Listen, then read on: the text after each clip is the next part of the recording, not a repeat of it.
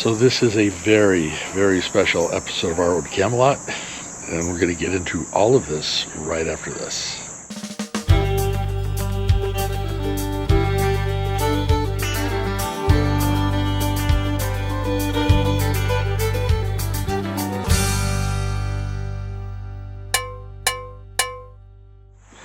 So we are at the Walden Pond Visitor Center, and this is just outside of Concord, Massachusetts. And if you're not familiar with Walden Pond, it's basically where Henry David Thoreau spent 2 years of his life, pretty much reconnecting his life to nature and to all, basically reconnecting to life. What? So right up ahead here, there is a replica of the house that he built for $28. Yeah, he was born in 1817, and for 2 years of his life, he lived on the land that was owned by Ralph Waldo Emerson on the banks of Walden Pond. So this is the exact replica of the house that he was in, a little wood storage in the back, and he furnished it with just what he felt he needed. Now, interesting enough, okay, so he had a bed, he had a table, a chamber pot, yep, gotta have that, wood stove, and he had 3 chairs. They talked about that. 1 chair was for solitude, 2 chairs for friendship, 3 chairs for community. And this is how he lived for 2 years. Very cool.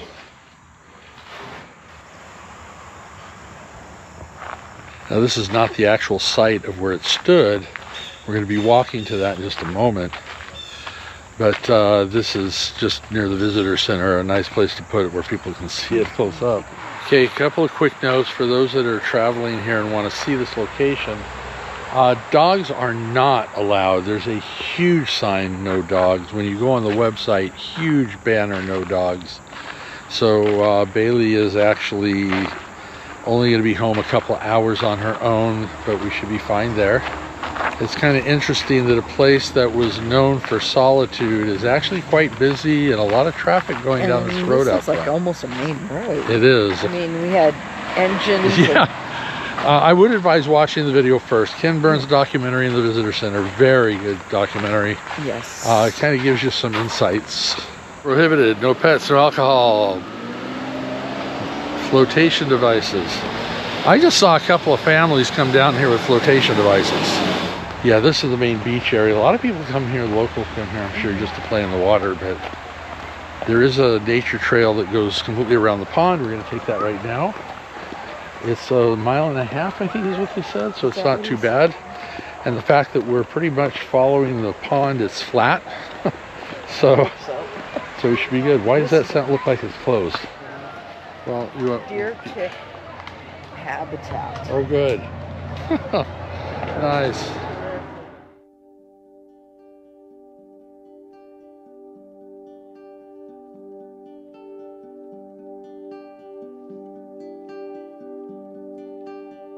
I went to the woods because I wished to live deliberately, to front only the essential facts of life and see if I could not learn what I had to teach, and not, when I came to die, discover that I had not lived. I did not wish to live what was not life. Living is so dear, nor did I wish to practice resignation unless it was quite necessary. I wanted to live deep and suck out all the marrow of life. To live so sturdily and Spartan-like as to put it to rout all that was not life, to cut a broad swath and shave close to drive life into a corner and reduce it to its lowest terms. And if it proved to be mean, why then to get the whole and genuine meanness of it and publish its meanness to the world? Or if it were sublime, to know it by its experience and be able to give it a true account of it in my next excursion. Henry David Thoreau. Say what you have to say, not what you ought. However mean your life is, meet it and live it. Do not shun it and call it hard names. The fault finder will find faults even in paradise. The setting sun is reflected from the window of the almshouse as brightly as from the rich man's abode. Interesting tidbit, Thoreau was a student of Ralph Waldo Emerson. here at Cambridge. But after he became a well-known author and writer, his books on civil disobedience and his story of Walden and the community that he discovered inspired many, many great leaders, including Mahatma Gandhi and Martin Luther King, as well as many others. Fascinating man, fascinating insights. Also, they were saying that his observations were so precise on the land and the wilderness here around Walden Pond that it actually allowed scientists decades, century later, to start noticing climate change. And that was actually led to some major breakthroughs in understanding climate change and what was happening and what we were doing to our world around us. So it wasn't just about civil disobedience, but he actually was responsible for a lot of things that happen within our natural world. So yeah, an amazing individual. It's kind of nice as we walk along, the sounds are starting to disappear from the road and the people at the beach. That water's, oh, there's fish. What? A couple of fish Where? Oh, yeah. in front of us. Yeah. The There's one water over is there. so clear. Oh, there's a bunch of them. Oh. There's about 5 of them down there now.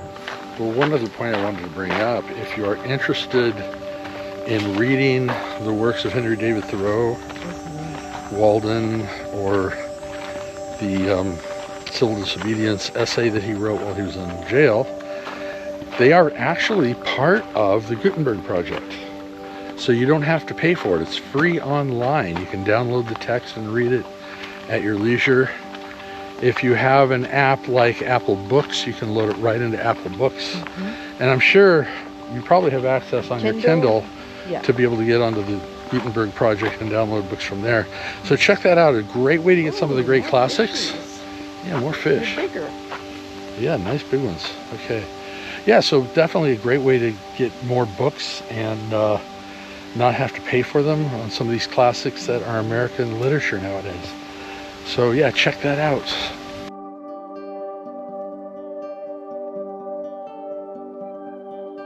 I learned this, at least by my experiment, that if one advances confidently in the direction of his dreams and endeavors to live the life which he has imagined, he will meet with a success unexpected in common hours.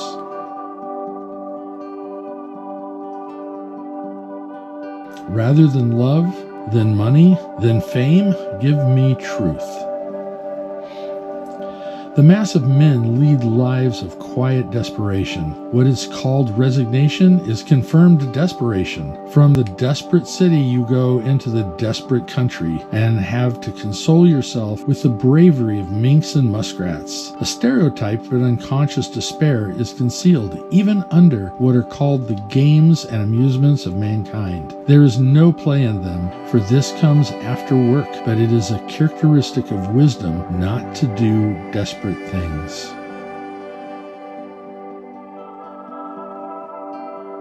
We need the tonic of wilderness. At the same time that we are earnest to explore and learn all things, we require that all things be mysterious and unexplorable, that land and sea be indefinitely wild, unsurveyed and unfathomed by us because unfathomable. We can never have enough of nature. He did get visitors. If you read the book, it's under the chapter Visitors. But yeah, there was people that did come out to visit with him from time to time, so it's not like he was totally isolated, but pretty close. The 2 years here were of self-reflection, chance to write, and quite interesting what he wrote. So yeah, check the book out again. I can't help but to say, just check it out. If you have built castles in the air, your work need not be lost. That is where they should be. Now put the foundations under them. I find it wholesome to be alone the greater part of the time. To be in company, even with the best, is soon wearisome and dissipating. I love to be alone. I never found the companion that was so companionable as solitude. We must learn to reawake and to keep ourselves awake, not by mechanical aids, but by an infinite expectation of the dawn, which does not forsake us even in our soundest sleep.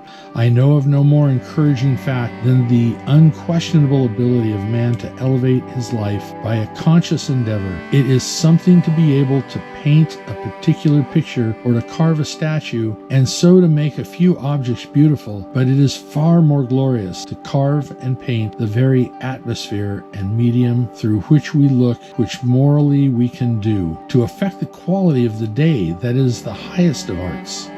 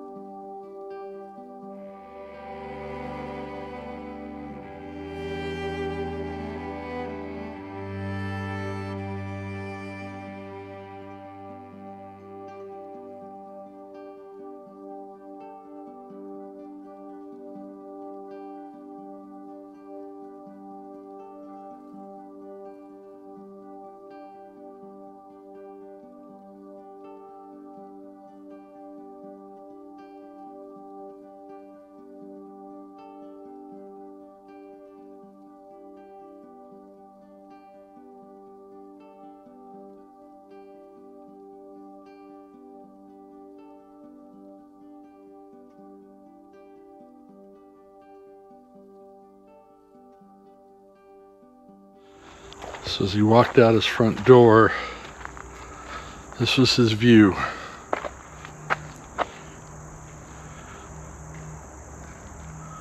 Okay, now for a demonstration. Henry David Thoreau, Henry David Ketch. No? Hey, come on, I'm sure he had a sense of humor. Okay. One other thing they did mention in the documentary, there are hundreds of ponds like this all through the area, so there wasn't necessarily anything special about this one, but just the vibe that it created and what it means now today in today's society is very, very cool. This is interesting information.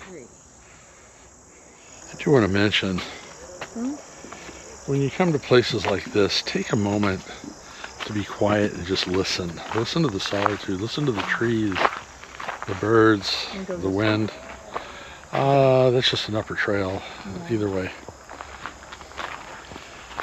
So many people that we've passed in groups, they're just like jibber jabber, jibber jabber. And you figure 90% of the time that Don and I are out here, we're just kind of wandering through, just enjoying the quiet in the moments we have quiet. So at this point, I'm going to shut up and just enjoy the quiet again.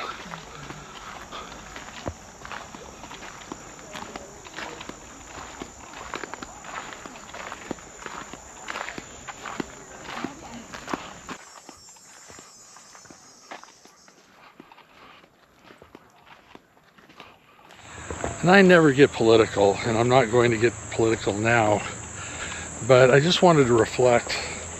It just dawned on me, this video is coming out probably a few days, if not a week, before the election.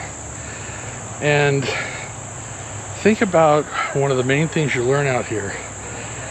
Your place in your own society, your place and how you fit and how you get along with the people around you. Take a moment to reflect that and make sure that no matter who or how the outcome comes, that you welcome your fellow citizens, your fellow human beings, and realize everyone has a right. And less government is always the best government. So keep that in mind as you move forward. And we're going to go ahead and close this video out. All right, so we're going to end our Walden Pond and Henry David Thoreau experience here. Yeah. What an amazing day. And it's so beautiful out, and it's just really... It is a very, very special when you find place. your place to be, you know, peaceful. Yeah. That's the good part, is finding the peace that's here that he originally sought himself. Yeah, I had actually read a little bit where some people advised if you get here when the park opens, it's actually, you'll actually experience some more more solitude. There you go. But actually definitely a great spot. So we're going to go ahead and end this video here. So make sure you hit that subscription button. And hit that bell and let you know when we post every Sunday. Hit 2 thumbs up for good measure. And we will see you on the road. Sláinte. Or a road less traveled.